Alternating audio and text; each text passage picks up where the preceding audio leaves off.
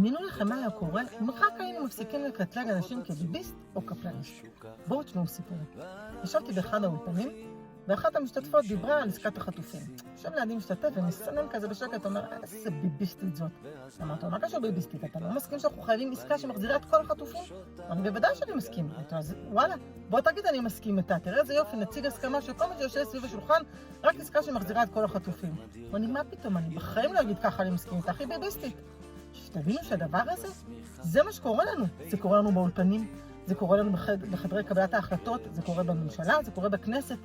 יש נושאים שאנחנו מסכימים עליהם, יש דברים שאפשר לקדם, יש פתרונות, ואנחנו לא עושים את זה כי אנחנו רק עסוקים בלהגיד מי איתנו, מי לא איתנו, מי באיזה קבוצה, עם מי אני לא אסכים, לא כי אני לא מסכים על הרעיון או על הפתרון, כי אני לא יכול להגיד בכל רב שאני מסכים איתו.